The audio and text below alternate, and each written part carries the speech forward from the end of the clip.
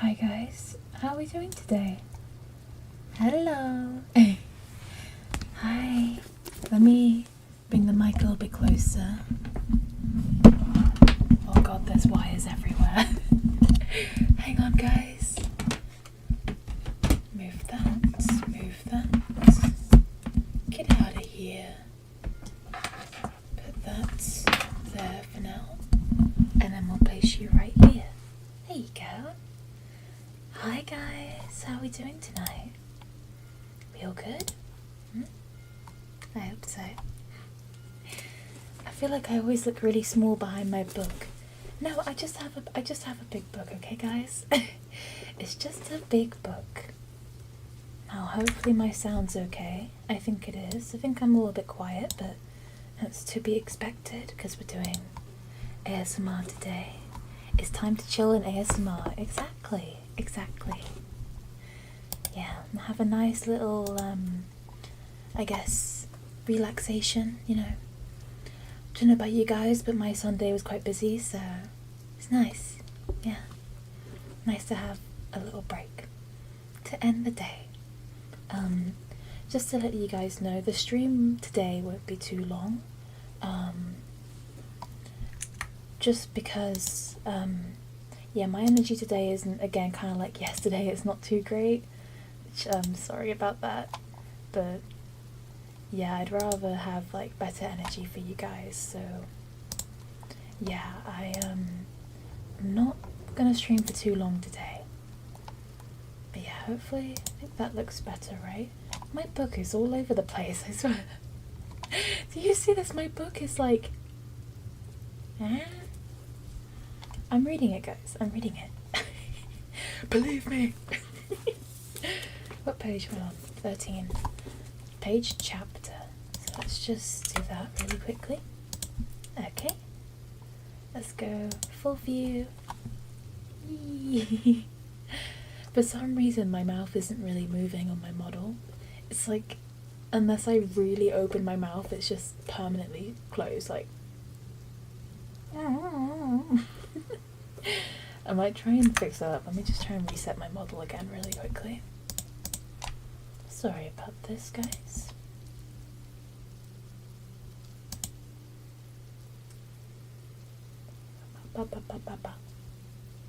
That seems better. I think I'm talking a lot more now. Still not too good, but better than before, I think. There we go. You know, sometimes things just choose either to work or not to work. That's just tech, I guess. But yeah, I'll do a little hello ASMR just to start everything off. Okay. So I'll just cough away from the mic for a minute. I'm back. Okay.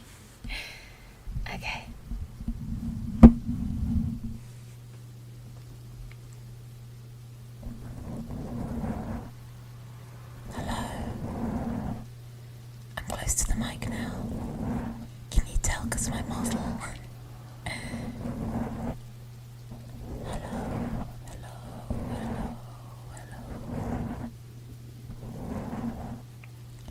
Welcome to my ASMR stream. So we're going to be reading today and just reading. I like how I said an and, like there was anything else. Just reading. It's just gonna be reading. Yeah, so I hope you all enjoy it. I'll do one last stroke. A nice big one. There we go. I'm not too sure how that sounded, but hope it was nice for you guys. So, I'm on chapter 13 currently of Rebecca. So, I think we can just get on with it. How long is this chapter? Oh yeah, it was about this long. That's fine. Okay. Let's go.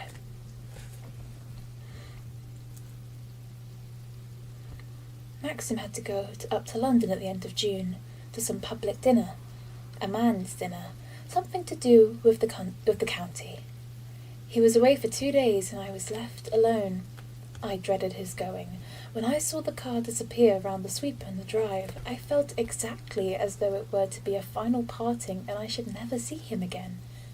There would be an accident, of course, and later on in the afternoon, when I came back from my walk, I should find Firth, white and frightened, waiting for me with a message. The doctor would have rung up from the cottage. Oh my God, sorry. The doctor would have rung up from some cottage hospital. "You must be very brave," he would say. "I'm afraid you must be prepared for a great shock." And Frank would come, and we would go to the hospital together. Maxim would not recognize me. I went through the whole thing while I was sitting at lunch. I could see the crowd of local people clustering around the churchyard at the funeral, and myself leaning on Frank's arm. It was so real to me that I could scarcely eat any lunch, and I kept straining my ears to hear the telephone, should it ring. I sat out in the garden under the chestnut tree in the afternoon, with a book on my lap, but I scarcely read at all. When I saw Robert come across the lawn, I knew it was the telephone, and I felt physically sick. "A message from the club, madam, to say Mrs. De Winter arrived 10 minutes ago." I shut my book. "Thank you, Roberts. How quickly he got up." "Yes, madam, a very good run." "Did he ask to speak with me, or leave any special message?" "No, madam, just that he had arrived safely. It was the porter speaking." "All right, Robert. Thanks very much." The relief was tremendous. I did not feel sick any more. The pain had gone. It was like coming ashore after a channel crossing. I began to feel rather hungry, and when Robert had gone back into the house, I crept into the dining room through the long window and stole some biscuits from the sideboard. I had no idea. I had 6 of them, Bath Olivers, and then an apple as well.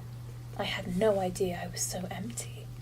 I went and ate them in the woods, in case one of the servants should see me on the lawn from the windows, and then go and tell the cook that they did not think Mrs. De Winter cared for the food prepared in the kitchen, as they had just seen her filling herself with fruit and biscuits. The cook would be offended and perhaps go to Mrs. Danvers. Now that Maxim was safe in London and I had eaten my biscuits, I felt very well and curiously happy. I was aware of a sense of freedom, as though I had no responsibilities at all. It was rather like a Saturday when one was a child. No lessons and no prep. One could do as one liked. One put on an old skirt and a pair of sand shoes and played hares and hounds on the common with the children who lived next door. I just had the same feeling. I had not felt like this all the time I had been to Manderly. It must be because Maxim had gone to London. I was rather shocked at myself. I could not understand it at all. I had not wanted him to go, and now this lightness of heart, this spring in my step, this childish feeling that I wanted to run across the lawn and roll down the bank. I wiped the biscuit crumbs from my mouth and called to Jasper. Perhaps I was just feeling like this because it was a lovely day. We went through the happy valley to the little cove. The azaleas were finished now. The petals lay brown and crinkled on the moss. The bluebells had not faded yet. They made a solid carpet in the woods above the valley, and the young bracken was shooting up, curling and green. The moss smelt rich and deep, and the bluebells were earthy, bitter. I lay down in the long grass beside the bluebells with my hands behind my head. And Jasper at my side. He looked down at me, panting, his face foolish, saliva dripping from his tongue, and a heavy jaw. There were pigeons somewhere in the trees above. It was very peaceful and quiet. I wondered why it was that places are so much lovelier when one is alone. How commonplace and stupid it would be if I had a friend now, sitting beside me, someone I had known at school who would say, "By the way, I saw old Hilda the other day.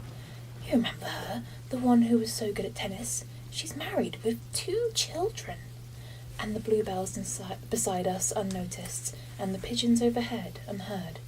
I did not want anyone with me, not even Maxim. If Maxim had been there, I should not be lying as I was now, chewing a piece of grass, my eyes shut. I should have been watching him, watching his eyes, his expression, wondering if he liked it, if he was bored, wondering what he was thinking. Now I could relax. None of these things mattered. Maxim was in London. How lovely it was to be alone again. No, I did not mean that. It was disloyal, wicked. It was not what I meant. Maxim was my life and my world. I got up from the bluebells and called sharply to Jasper. We set off together down the valley to the beach. The tide was out, the sea very calm and remote. It looked like a great placid lake out there in the bay. I could not imagine it rough now, any more than I could imagine winter and summer. There was no wind, and the sun shone on the lapping water where it ran into the little pools in the rocks. Jasper scrambled up the rocks immediately, glancing back at me, one ear blown back against his head, giving him an old, rakish appearance. "Not that way, Jasper," I said. He cared nothing for me, of course. He lopped off, deliberately disobedient. "What a nuisance he is," I said aloud, and I scrambled up the rocks after him, pretending to myself I did not want to go after the other beach. Oh well, I thought. It can't be helped. After all, Maxim is not with me. It's nothing to do with me. I splashed through the pools on the rocks, humming a tune. The cove looked different when the tide was out, less formidable. There was only about 3 foot of water in the tiny harbour. A boat would just float there comfortably, I supposed, at dead low water. The buoy was still there. It was painted white and green. I had not noticed that before. Perhaps because it had been raining, the colouring was indistinct. There was no one on the beach. I walked across the shingle to the other side of the cove and climbed the low stone wall of the jetty arm. Jasper ran on ahead, as though it was his custom. There was a ring in the wall, and an iron ladder descending to the water. That's where the dinghy would be tied, I suppose, and one would climb to it from a ladder. The buoy was just opposite, about 30 feet away. There was something written on it. I craned my neck sideways to read the lettering. Oh God, I think it's French. J. Revion. Oh God. J. Reviens. I'm sorry. I'm sorry. What a funny name. Not like a boat. Perhaps it had been a French boat, though. A fishing boat.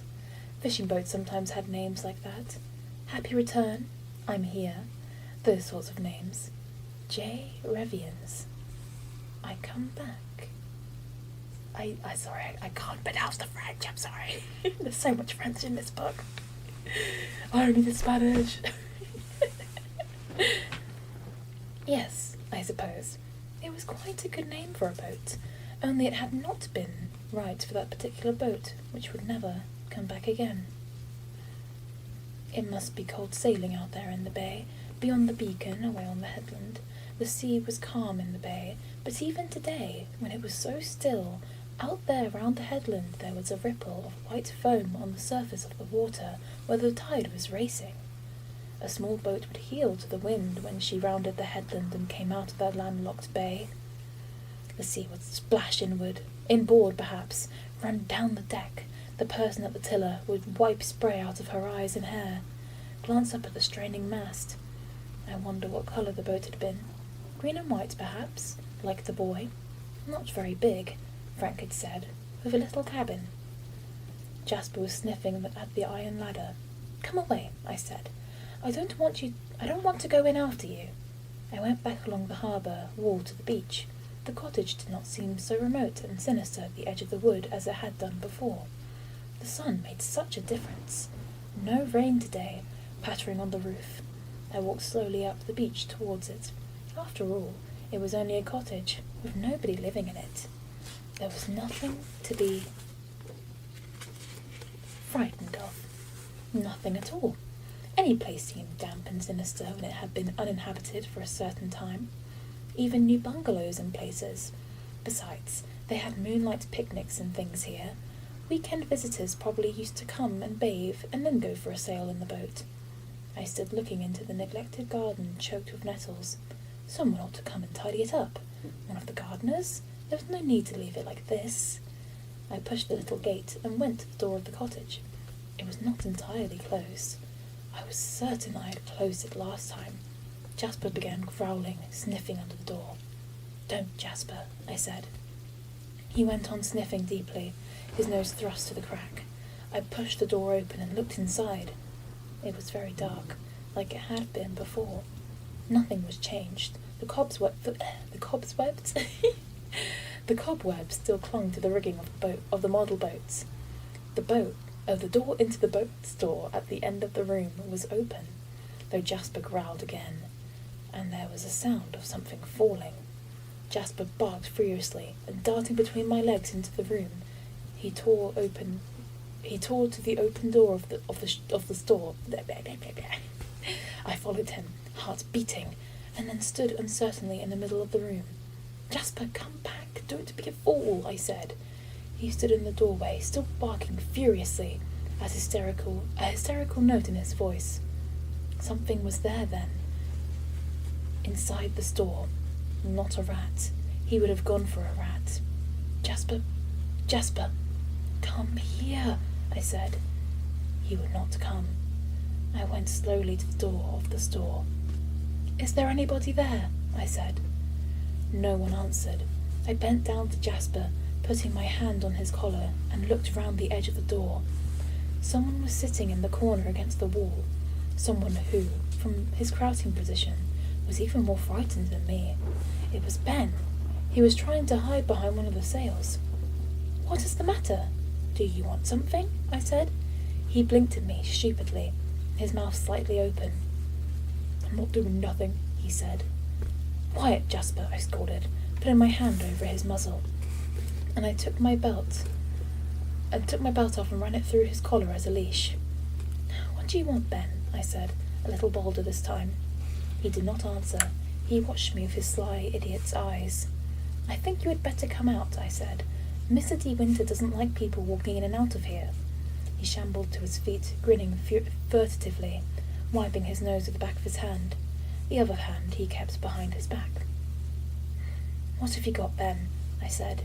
He obeyed me like a child, showing me the other hand. There was a fishing line in it. "I'm not doing anything," he repeated. "Does that line belong here?" I asked. "Huh?" he said. "Listen, Ben," I said. "You can take that line if you want to, but you mustn't do it again. It's not honest, taking people's things." He said nothing. He blinked at me and wriggled. "Come along," I said firmly.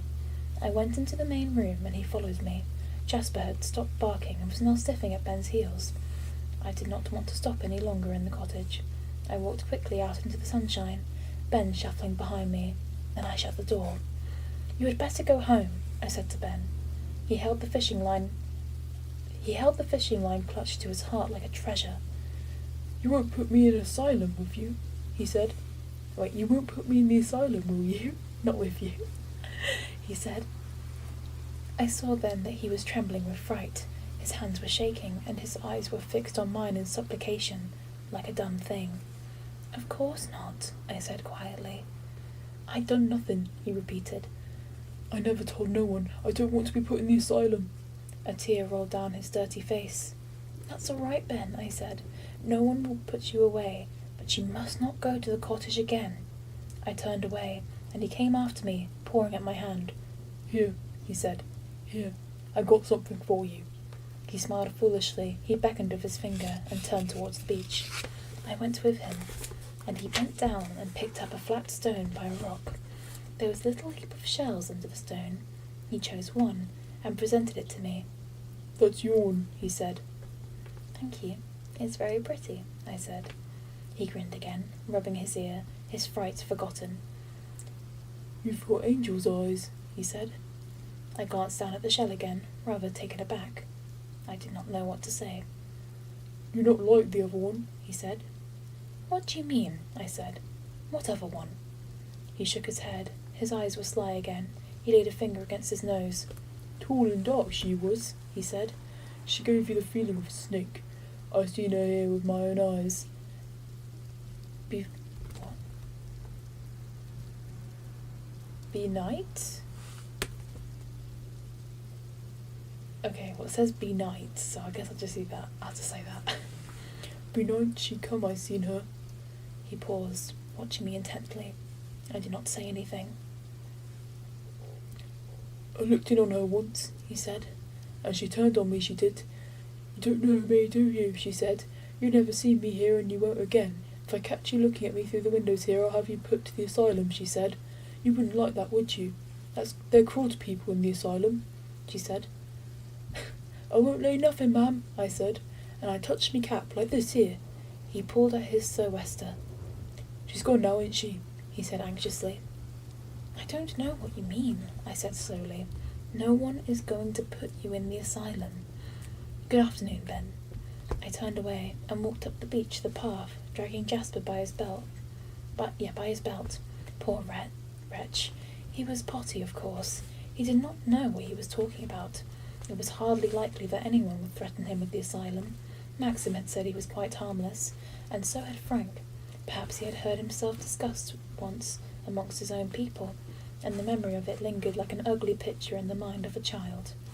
He would have a child's mentality too, regarding the likes and dislikes. He would take a fancy to a person for no reason, and be friendly one day perhaps, and sullen the next. He had been friendly with me because I had said he could keep the fishing line. Tomorrow, if I met him, he might not know me. It was absurd to notice anything said by an idiot. I glanced back over my shoulder at the cove. The tide had begun to run and was swirling slowly around the arm of the harbour wall. Ben had disappeared over the rocks. The beach was deserted again. I could just see the stone chimney of the cottage through the gap in the dark trees.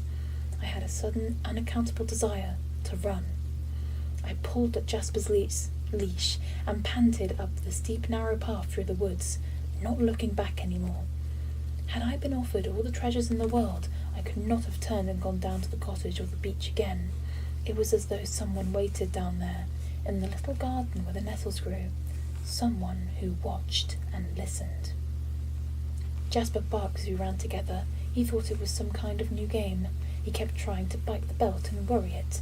I had not realized how closely the trees grew together here, their roots stretching across the path like tendrils ready to trip one. They ought to clear all this, I thought as I ran, catching my breath. Maxim should get the men on it. There was no sense or beauty in this undergrowth. That tangle of shrubs there should be cut down to bring light to the path. It was dark, much too dark. That naked,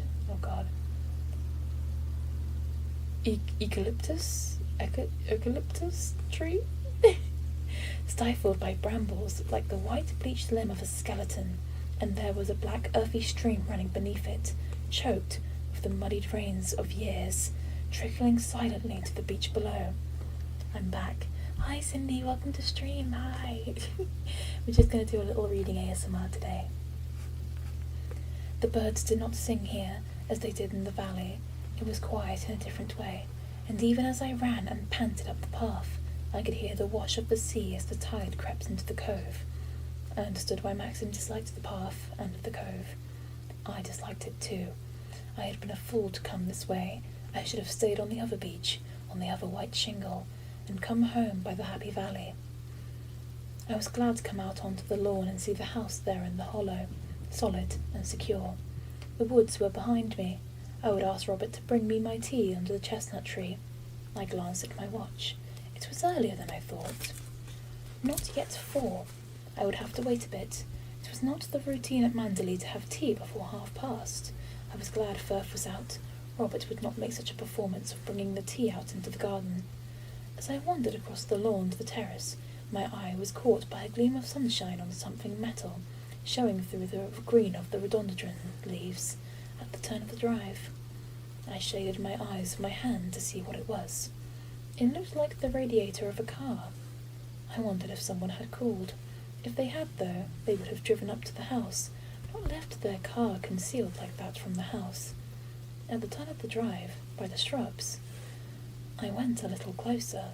Yes, it was a car all right. I could see the wings now and the hood. What a funny thing. Visitors never did that as a rule, and the tradesmen went round the back way by the old stables and the garage. This was not Frank's Morris. I knew that well. This was a long, low car, a sports car. I wondered what I had better do.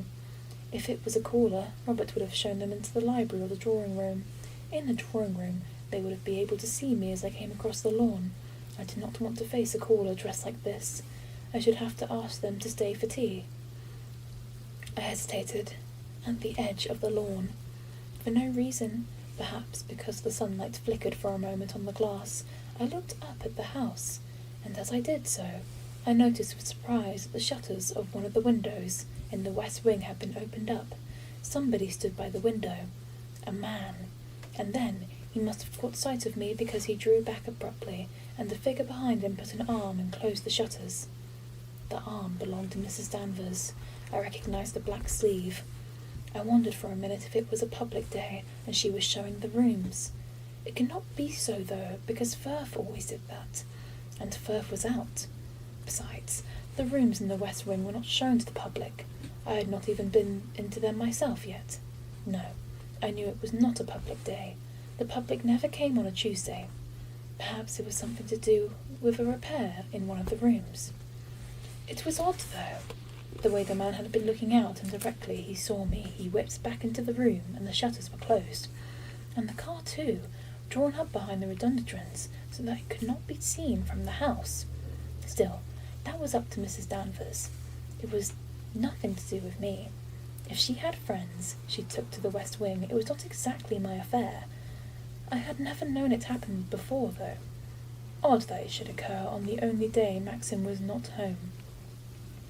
I strolled rather self-consciously across the lawn to the house, aware that he might be watching me from a chink in the shutters. I went up the steps and through the big front door to the hall.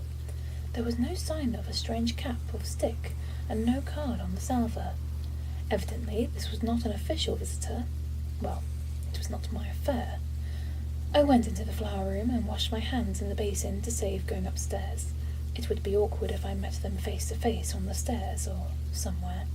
I remembered I had left my knitting in the morning room before lunch, and I went along through the drawing room to fetch it, the faithful Jasper at my heels.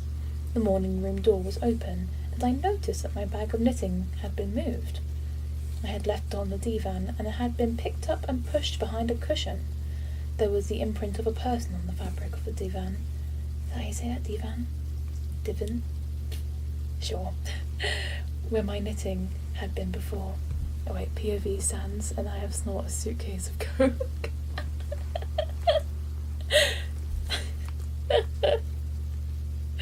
Wow.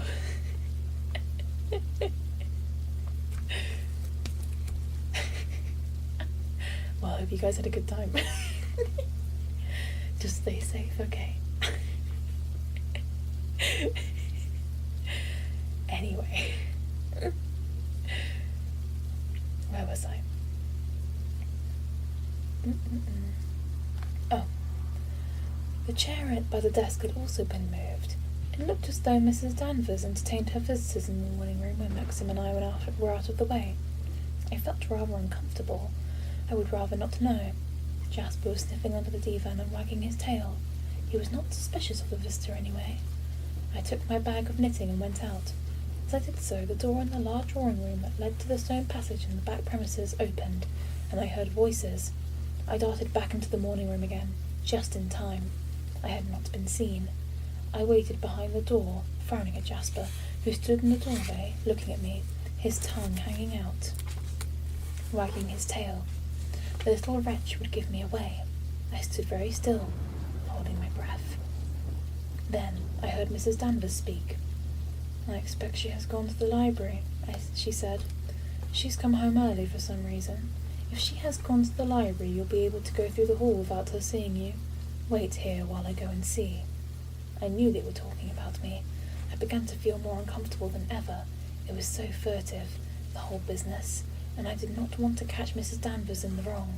Then Jasper turned his head sharply towards the drawing room. He trotted out, wagging his tail. "Hello, you little tyke," I heard the man say. Jasper began to bark excitedly. I looked round desperately for somewhere to hide. Hopeless, of course.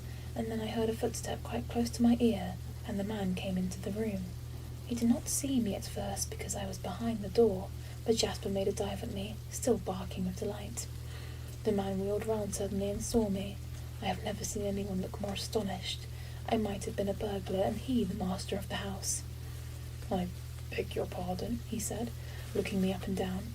He was a big, hefty fellow, good-looking in a rather flashy, sunburnt way. He had the hot blue eyes usually associated with heavy drinking and loose living. His hair was reddish like his skin. In a few years he would run to fat, his neck bulging over the back of his collar. His mouth gave him away. It was too soft, too pink. I could smell the whiskey in his breath from where I stood. He began to smile, the sort of smile he would give to every woman. "I hope I haven't startled you," he said. I came out from behind the door, looking no doubt as big a fool as I felt. "No, of course not," I said. "I heard voices. I was not quite sure who it was. I did not expect any callers this afternoon." "What a shame," he said heartily. "It's too bad of me to butt in on you like this. I hope you'll forgive me. The fact is, I just popped in to see old Danny. She's a very old friend of mine." "Oh, of course, it's quite all right," I said. "Dear old Danny," he said. "She's so anxious, bless her, not to disturb anyone. She didn't want to worry you." "Oh, it doesn't matter at all," I said. I was watching Jasper, who was jumping up and pawing at the man in delight. "This little beggar hasn't forgotten me, has he?" he said. Grown into a jolly little beast. He was quite a youngster when I saw him last. He's too fat, though. He needs more exercise." "I've just taken him from a long walk," I said. "Have you really?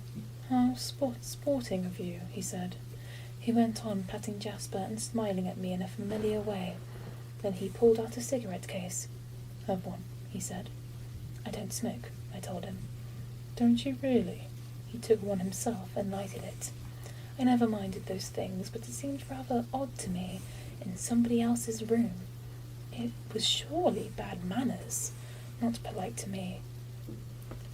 "Your voice is really pretty." "Oh, thank you." "Hi, Gianna, welcome to the stream." "Hi." So, I forgot to say this earlier, but we're reading Rebecca by Daphne du Maurier, and we're currently on chapter 13. We're at a pretty tense scene. It's very awkward vibes.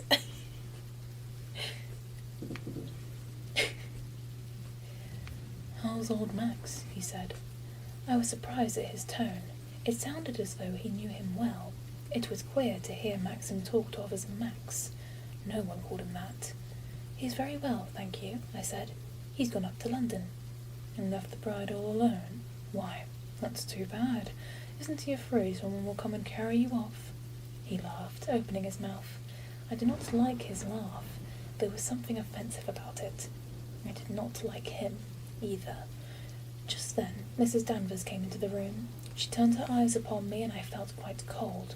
Oh God, I thought, how she must hate me. "Hello, Danny, there you are," said the man. "All your precautions were in vain. The mistress of the house was hiding behind the door." And he laughed again. Mrs. Danvers did not say anything. She just went on looking at me. "Well, aren't you going to introduce me?" he said. "After all, it's the usual thing to do, isn't it, to pay one's respect to a bride?" "This is Mr. Favon, madam," said Mrs. Danvers. She spoke quietly, rather unwillingly. I don't think she wanted to introduce me to him. "How do you do?" I said, and then, with an effort to be polite, "Won't you stay for tea?" He looked very amused. He turned to Mrs. Danvers. "Now isn't that a charming invitation?" he said. "I've been asked to stay to tea. By heaven, Danny, I've got a good mind to." I saw her flash a look of warning at him. I felt very uneasy. It was all wrong, the situation. It ought not to be happening at all. "Well, perhaps you're right," he said. "It would have been a lot of fun. All the same, I suppose, I'd better be going, hadn't I? Come and have a look at my car." He still spoke in a familiar, rather offensive way.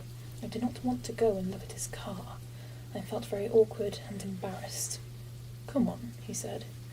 "It's a jolly good old little car. Much faster than anything poor old Max ever has." I could not think of an excuse. The whole business was so forced and stupid. I did not like it. And why did Mrs. Danvers have to stand there looking at me with that smouldering look in her eyes? "Where is the car?" I said, feebly. "Round the bend in the drive. I don't drive to the door. I was afraid of disturbing you. I had some idea you probably rested in the afternoon." I said nothing. The lie was too obvious. We all walked out through the drawing-room and into the hall. I saw him glance over his shoulder and wink at Mrs. Danvers. She did not wink in return. I hardly expected she would. She looked very hard and grim. Jasper frolicked out onto the drive. He seemed delighted with the sudden appearance of his visitor, whom he appeared to know so well.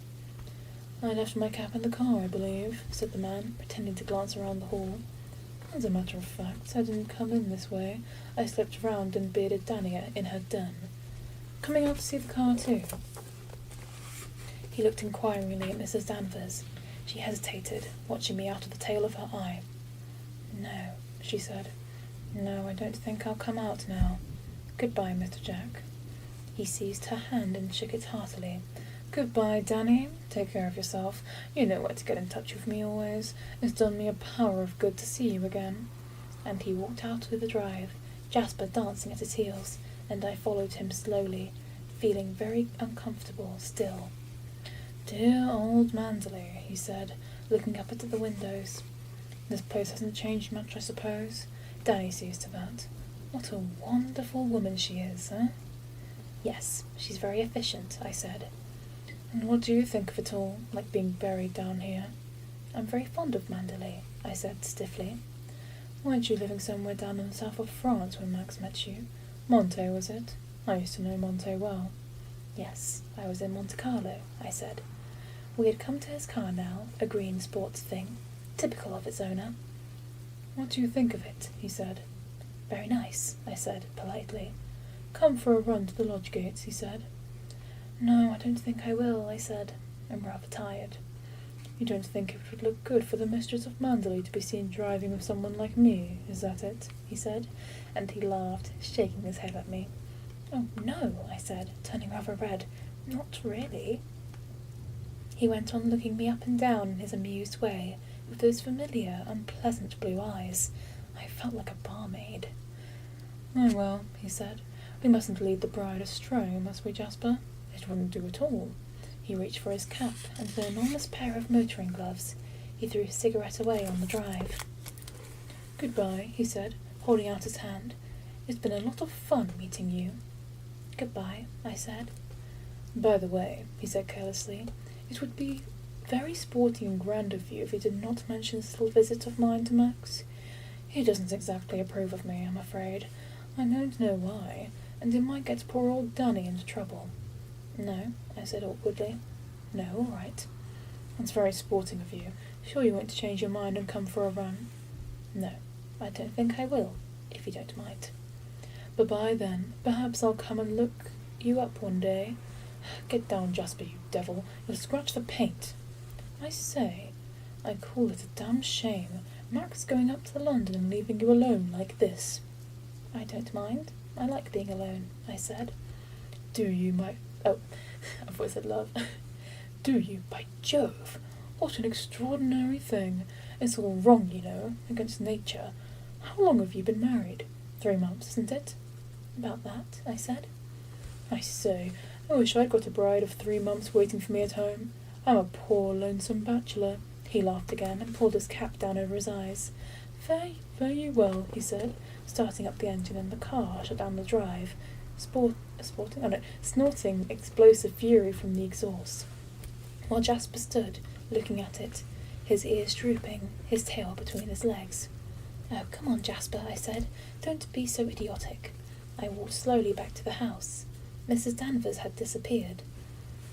I stood in the hall and rang the bell. Nothing happened for about 5 minutes. I rang again. Presently Alice appeared, her face rather aggrieved. "Yes, madam," she said.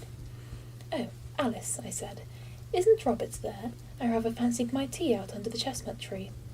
"Robert went to the post this afternoon and isn't back yet, madam," said Alice. "Mrs. Danvers gave him to understand you would be late for tea. Firth is out too, of course. If you want your tea now, I can get it for you. I don't think it's quite 4:30 yet." "Oh, it doesn't matter, Alice. I'll wait till Robert comes back," I said. I supposed when Maxim was away, things automatically became slack. I had never known Firth and Robert to be out at the same time. It was Firth's day, of course, and Mrs. Danvers had sent Robert to the post, and I myself was understood to have been gone for a long walk. That man Favell had chosen his time well to pay his call on Mrs. Danvers. It was almost too well chosen. There was something not right about it, I was certain of that. And then he had asked me not to say anything to Maxim. It was all very awkward. I did not want to get Mrs. Danvers into trouble or make any sort of scene. More importantly still, I did not want to worry Maxim. I wondered who this man was, this Favell he had called Maxim Max. No one ever called him Max. I had seen it written once on the flyleaf of a book, the letters thin and slanting, curiously pointed, the tail of the M very definite, very long. I thought there was only one person who had ever called him Max. As I stood there in the hall, undecided about my tea, wondering what to do, the thought suddenly came to me that perhaps Mrs. Danvers was dishonest, that all this time she was engaged in some business behind Maxim's back. And coming back early as I had today, I had discovered her and this man, an accomplice who had then bluffed his way out by pretending to be familiar with the house and with Maxim. I wondered what they had been doing in the west wing. Why had they closed the shutters when they saw me on the lawn? I was filled with vague disquiet. Firth and Robert had been away. The maids were generally in their bedrooms, changing during the afternoon. Mrs. Danvers would have the run of the place. Supposing this man was a thief, and Mrs. Danvers was in his pay. There were valuable things up in the west wing. I had a sudden, rather terrifying impulse to creep upstairs now to the west wing and go into those rooms and see for myself. Robert was not yet back. I would just have time before tea. I hesitated, glancing at the gallery. The house seemed very still and quiet. The servants were all in their own quarters beyond the kitchen. Jasper lapped noisily at his drinking bowl below the stairs, the sound echoing in the great stone hall. I began to walk upstairs. My heart was beating in a queer, excited way. So, that's the end of chapter 14. Bit of a cliffhanger, that one. How long is the next chapter? Oh, it's really short. Yeah, I can definitely read that. Let me just check if the one after that is long too. Well, not long, short. Blah, blah, blah, blah, blah, blah, blah. Blah, blah, blah, blah, blah. The next one's quite long.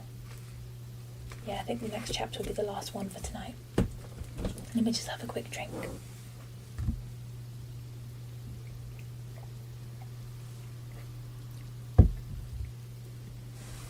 Okay. I think that's the hardest thing I think about streaming is that my seating position. I haven't perfected that yet. I need to find like a really good sitting down position because I think you see it in like all of my streams. I keep on repositioning because I'm always uncomfortable. Maybe it's just the chair I'm using. My chair isn't like a proper gaming chair or anything like that, so it's not very comfy. Not very comfy to sit in. Ready for FNAF lore. Yeah, I just start chapter 2, and it's like, Freddy Fazbear was in the West Wing. Imagine. You know what, Cindy? Just for you, I'm gonna do some FNAF ASMR for you. Are you ready?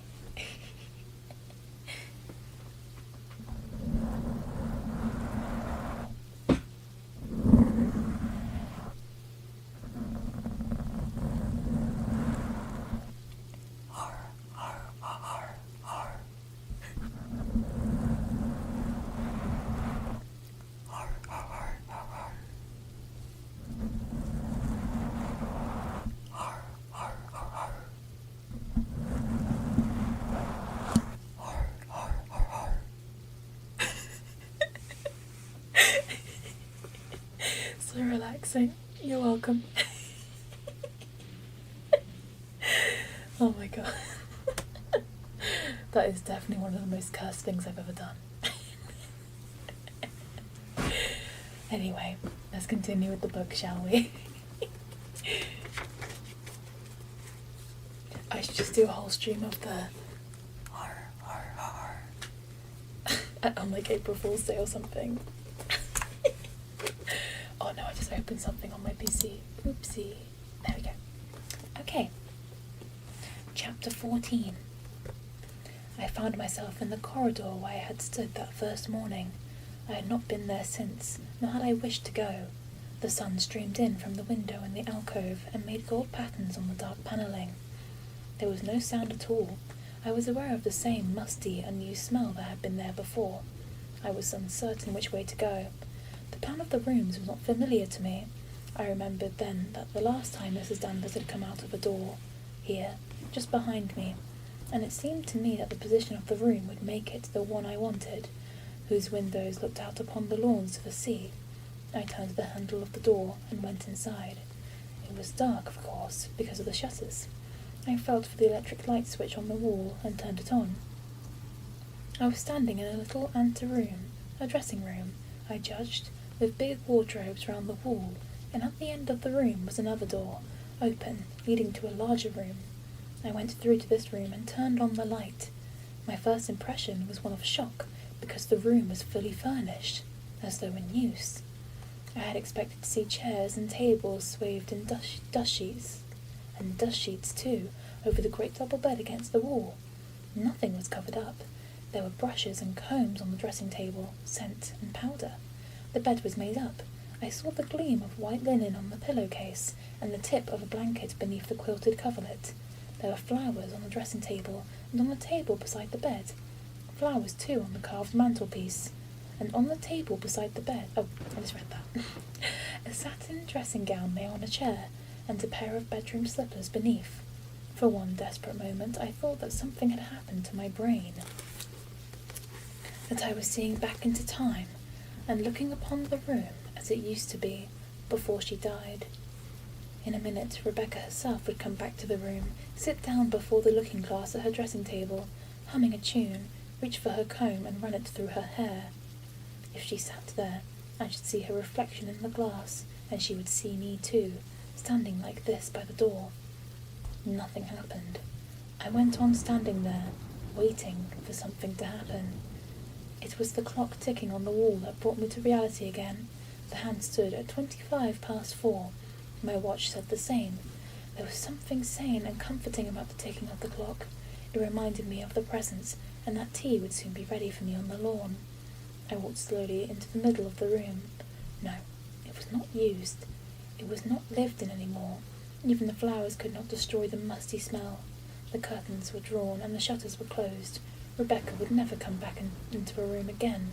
Even if Mrs. Danvers had put the flowers on the mantelpiece and the sheets upon the bed, they would not bring her back. She was dead. She had been dead now for a year. She lay buried in the crypt of the church with all the other dead De Winters. I could hear the sound of the sea very plainly. I went to the window and swung back the shutter.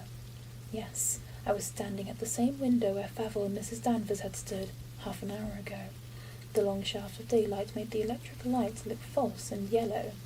I opened the shutter a little more. The daylight cast a white beam upon the bed. It shone upon the nightdress case? Oh, upon the nightdress case. Don't know what that is. Laying on the pillow. It shone on the glass top of the dressing table, on the brushes and on the scent bottles. The daylight gave an even greater air of reality to the room, where the shutter was closed, and it had been lit by electricity. The room had more of the appearance of a setting on the stage. The scene was set between performances, the curtain having fallen for the night, the evening over, and the first act set for tomorrow's matinee. But the daylight made the room vivid and alive. I forgot the musty smell and the drawn curtains of the other windows. I was a guest again, an uninvited guest. I had strolled into my hostess's bedroom by mistake. Those were her brushes on the dressing table. That was her dressing gown and slippers laid out upon the chair.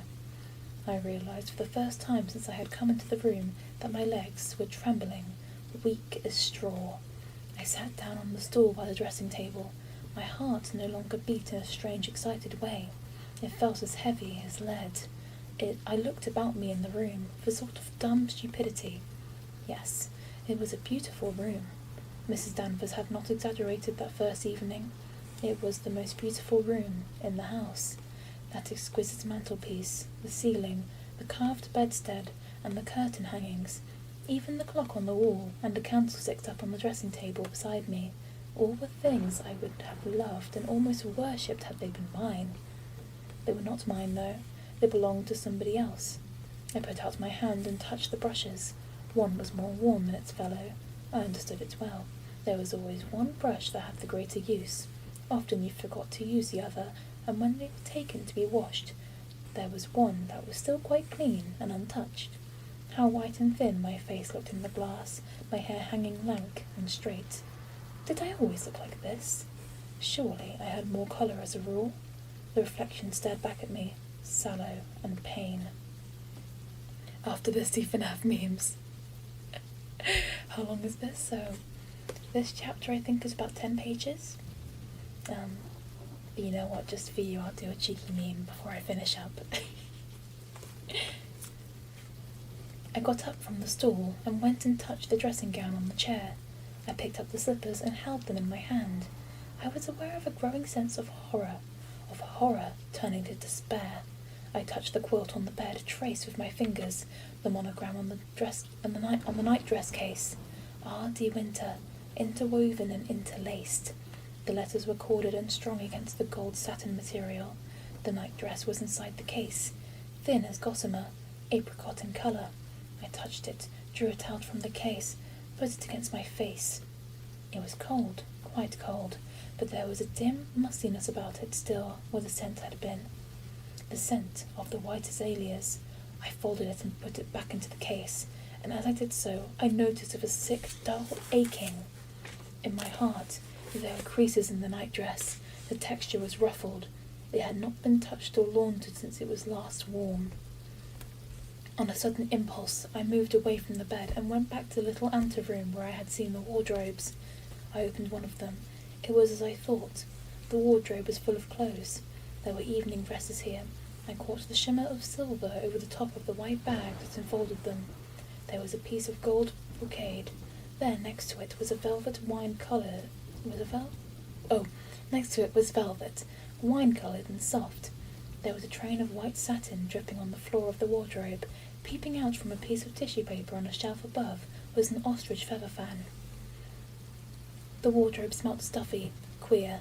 The azalea scent, so fragrant and delicate in the air, had turned stale inside the wardrobe, tarnishing the silver dresses and the brocade, and the breath of it wafted towards me now from the open doors, faded and old. I shut the doors. I went back into the bedroom once again.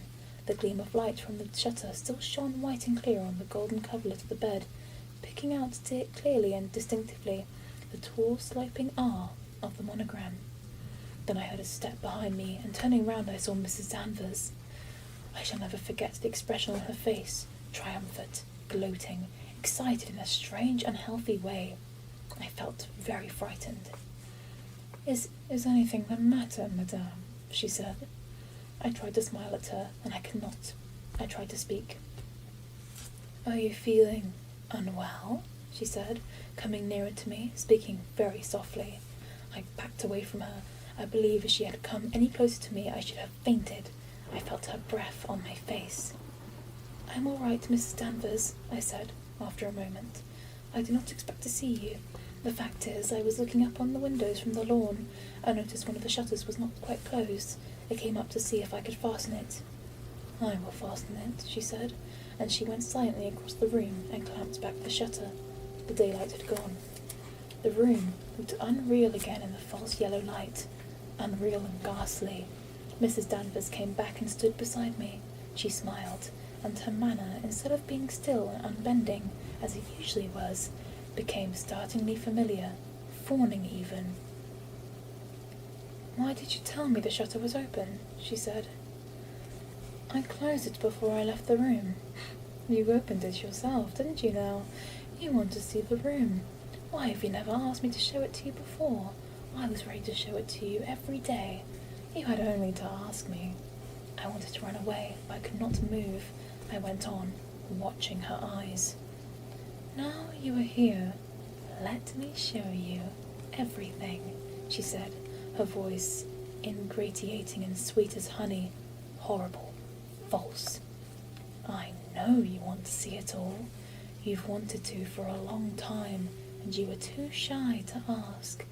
It's a lovely room, isn't it? The loveliest room you have ever seen. She took hold of my arm and walked me towards the bed. I could not resist her. I was like a dumb thing. The touch of her hand made me shudder, and her voice was low and intimate, a voice I hated and feared. That was her bed. It's a beautiful bed, isn't it? I keep the gold coverlet on it always. It was her favourite. Here is her nightdress inside the case. You've been touching it, haven't you? This was the nightdress she was wearing for the last time before she died. Would you like to touch it again? She took the nightdress from the case and held it before me.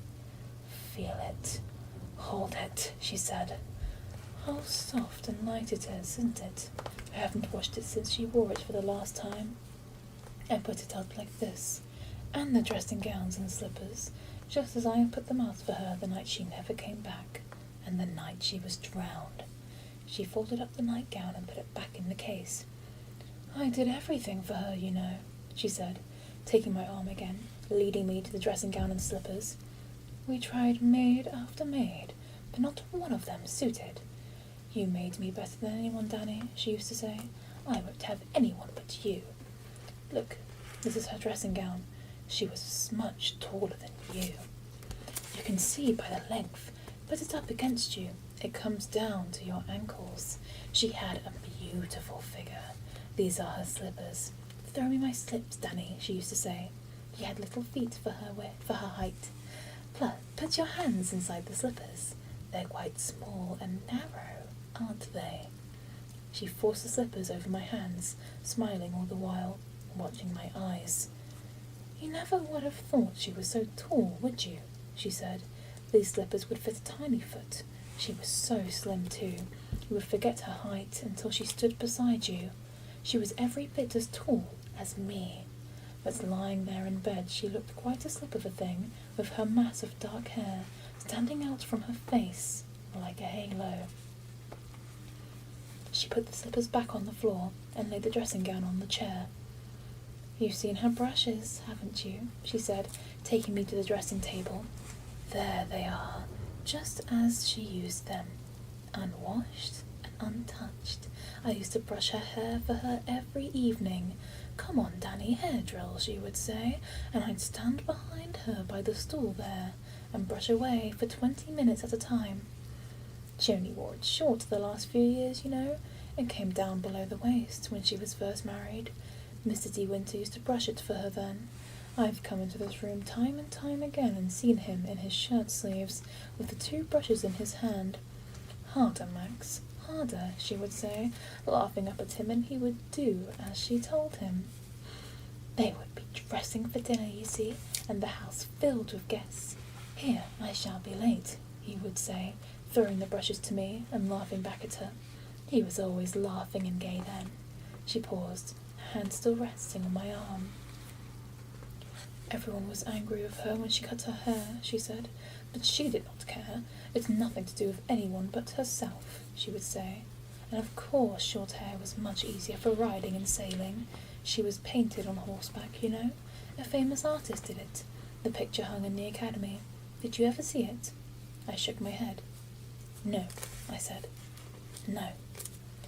I understood it was the picture of the year, she went on, but Mr. De Winter did not care for it and would not have it at Manderly. I don't think he considered it did her justice. You would like to see her clothes, wouldn't you? She did not wait for my answer. She led me to the little anteroom and opened the wardrobes, one by one. I keep her furs in here, she said. The moths had not got to them yet, and I doubt if they ever will. I'm too careful. Feel that sable wrap. That was a Christmas present from Mr. De Winter.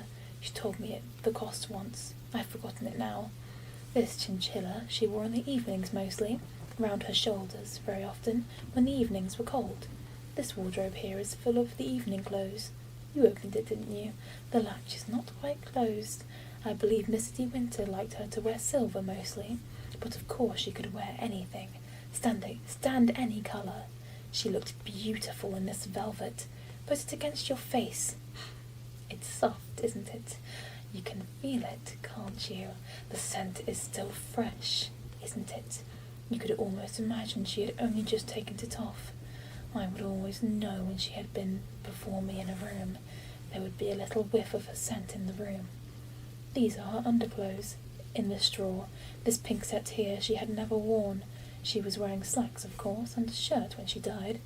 They were torn from her body in the water, though. There was nothing on the body when it was found, all those weeks afterwards. Her fingers tightened on my arm. She bent down to me, her skull's face close, her dark eyes searching mine. The rocks had battered her to bits, you know, she whispered. Her beautiful face unrecognizable, and both arms gone. Mr. De Winter identified her. He went up to Edgecombe to do it. He went quite alone. He was very ill at the time, but he would go. No one could stop him, not even Mr. Crawley. She paused, her eyes never leaving my face. I shall always blame myself for the accident, she said. It was my fault for being out that evening. I had gone into Carriff for the afternoon and stayed there late, as Mrs. De Winter was up in London. And not expected back until much later. That's why I did not hurry back. When I came in, just about 9:30, I heard she had returned just before 7, had her dinner, and then went out again. Down to the beach, of course. I felt worried then. It was blowing from the southwest. She would never have gone if I'd been in. She always listened to me. I wouldn't go out this evening. It's not fit, I should have said, and she would have answered me, All right, Daddy, you old fusspot. And then we would have sat up here, talking no doubt, she telling me all she had done in London, like she always did. My arm was bruised and numb from the pressure of her fingers.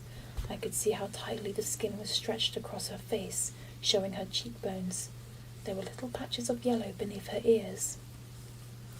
Mr. De Winter had been dining with Mr. Crawley down at his house, she went on. I don't know what time he got back. I dare say it was after 11, but it began to blow quite hard, just before midnight. Where was I? Oh, and she had not come back. Bedtime story simulator. Hi, Venkala, welcome to stream. Or is it Venkala? Sorry, I keep on forgetting. I'm so bad with names, I'm so sorry. I think it's Venkala. Hi, Venkala. Welcome to stream. Yeah, we're at a very spooky bit. Basically, for context, this book's about this dead lady, and she was the wife of this rich guy, and our protagonist just married the rich guy. And there's this maid who's obsessed with her, and she's just talking about her obsession with the dead wife. So it's very creepy. We're at a very creepy bit. I went downstairs, but there were no lights under the library door. I came upstairs again and knocked on the dressing room door. Mr. De Winter answered at once. Who is it? What do you want? He said. I told him I was worried about Mrs. De Winter not being back. He waited a moment. Then he came down and opened the door in his dressing gown. She's spending the night down at the cottage, I expect, he said. I should go to bed if I were you. She won't come back here to sleep if it goes on like this. America's simulation. Or just like, he looked tired, and I did not like to disturb him. After all, she spent many nights in the cottage. I can't do it. And had sailed in every sort of weather. She might not even have gone for a sail, but just wanted the night at the cottage as a change after London. I said good night to Miss De Winter and went back to my room. I did not sleep, though. I kept wondering what she was doing. She paused again. I did not want to hear any more. I wanted to get away from her, away from this room. I sat on my bed until 5:30, she said. Then I couldn't wait any longer. I got up and put on my coat and went down through the woods to the beach. It was getting light, but there was still a misty sort of rain falling, although the wind had dropped. When I got to the beach, I saw the boy there in the water and the dinghy, but the boat had gone. It seemed to me that I could see the cove. The cove in the grey morning light, feel the thin drizzle on my face, and peering through the mist could make out, shadowy and indistinct, the low dark outline of the boy. Mrs. Danvers loosened her pressure on my arm. Her hand fell back again to her side. Her voice lost all expression, became the hard mechanical voice of every day. One of the life buoys was washed up at Carriff in the afternoon, she said, and another was found the next day by some crabbers on the rocks below the headland. Bits and pieces of rigging, too, would come in with the tide. She turned away from me and closed the chest of drawers. She straightened one of the pictures on the wall. She picked up a piece of fluff from the carpet. I stood, watching her, not knowing what to do. "You know now," she said, "why Mr. Winter chose not to use these rooms any more. Listen to the sea." Even with the windows closed and the shutters fastened, I could hear it, a low sullen murmur as the waves broke on the white shingle in the cove. The tide would be coming in fast now, and running up the beach, nearly to the stone cottage. I wonder when she dies. Oh no, not this one. So the protagonist is the current wife, and we're talking about her current husband's ex-wife. So she's died, and she's just being cray-cray about this old wife that he used to have, the maid. The maid's just like, "Oh, I love this dead wife," and then the current wife's just like, "He has not to use these rooms since the night she was drowned," she said. "He had his things moved out from the dressing room. We made up one of the rooms at the end of the corridor. I don't think he slept much even there. He used to sit in the armchair. There would be cigarette ash all round it in the morning, and in the daytime Firth would hear him in the library pacing up and down, up and down, up and down. I too could see the ash on the floor beside the chair. I too could hear his footsteps. 1, 2, 1, 2, backwards and forwards towards the library." Mrs. Danvers closed the door slowly between the bedroom and the anteroom, where we were standing, and put out the light. I could not see the bed any more, nor the night-dress case upon the pillow, nor the dressing table, nor the slippers by the chair. She crossed the anteroom and put her hand on the knob of the door, and stood, waiting for me to follow her. "I come to the rooms and dust them myself every day," she said. "If you want to come again, you only have to tell me. Ring me on the house telephone. I shall understand. I don't allow the maids up here. No one ever comes up here but me." Her manner was fawning again, intimate and unpleasant. The smile on her face was false, unnatural. "Sometimes a misty winter is away, and you feel lonely. You might like to come up to these rooms and sit here. You have only to tell me. They are such beautiful rooms. You would not think she had gone now for so long, would you? Not by the way the rooms are kept.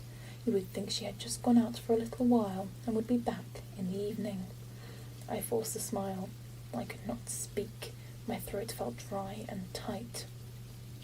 "It's not only this room," she said. "It's the many rooms in the house. In the morning room, in the hall, even in the little flower room. I feel her everywhere. You do too, don't you?" She stared at me curiously.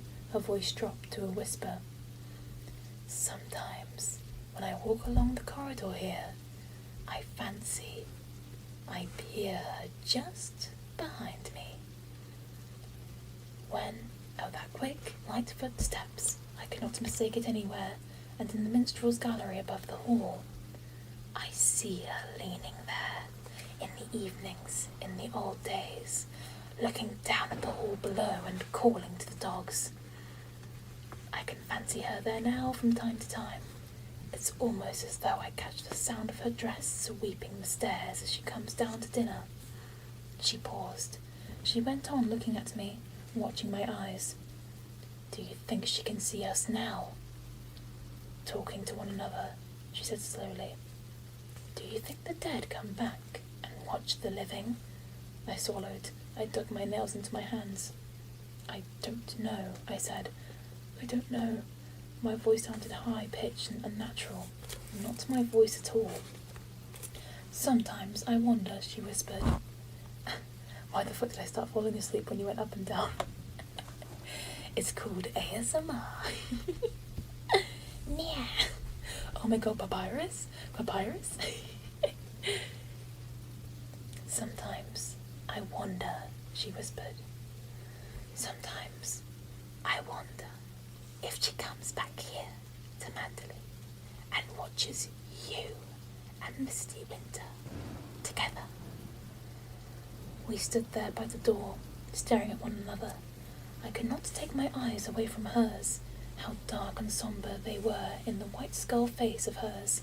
how malevolent, how full of hatred. Then she opened the door into the corridor. "Robert is back now," she said.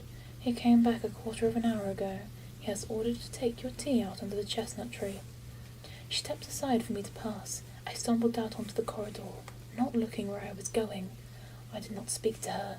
I went down the stairs blindly and turned the corner and pushed through the door that led to my own room in the east wing. I shut the door of my room and turned the key and put the key in my pocket. Then I lay down on my bed and closed my eyes. I felt deadly sick. So, that's the end of chapter 14. Quite a crazy one. We learned that Mrs. Danvers is, a little cuckoo. I have snorted weed. Can you snort weed? I mean, probably, but I don't know if it'd have the same effect, you know? I guess. But yeah, let's do a quick little FNAF ASMR. Okay. Just as a little goodbye. Okay.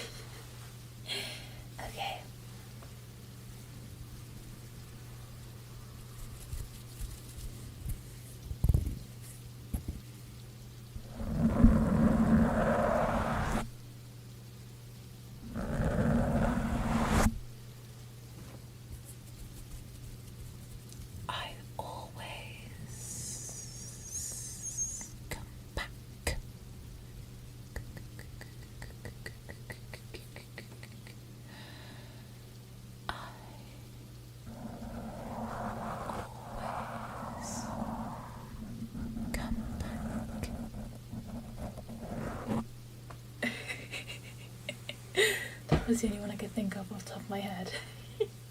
Oh wait, it was poison. Oh no, you're gonna die.